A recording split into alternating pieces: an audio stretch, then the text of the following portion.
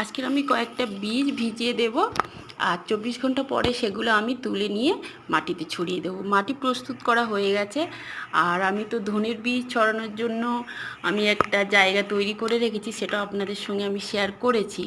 আর দোকানদার আমাকে বলেই দিয়েছে যে এটা খুব ভালো জাতের লাউ গাছের বীজ।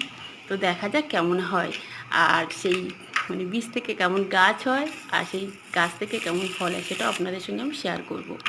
আর করলার বীজটা একটু বেশি করে কিনে নিয়ে এসেছি। করলার বীজটাও আমাকে বলেছে খুব ভালো, তবে এটা প্যাকেট না, প্যাকেট থেকে কেটেই আমাকে দিয়েছে।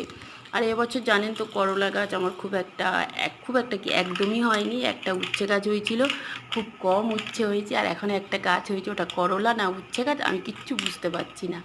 একটা ফল ধরেছে আর অনেক পুরুষ ফুল হয়েছে, সেটাও আপনাদের সঙ্গে শেয়ার করব। তো দেখা যাক। আর আমার ছাদ বাগানে আমি যেটুকু সবজি বাগান করেছি, সবজি চাষ করি, কিন্তু সব বাজার থেকে বীজ কিনে নিয়ে এসে বাড়িতে চারা গাছ তৈরি করি।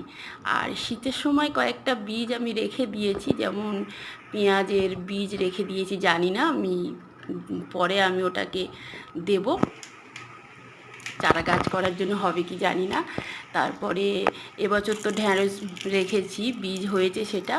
তো কিছু কিছু বীজ আছে আমি দেব, দেখি হয় কি।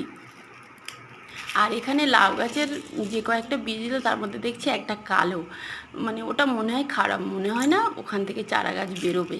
আর করলার বীজটা আমি একটু বেশি দিলাম। তো দেখা যাক এগুলো থেকে কেমন চারা গাছ বেরোয়।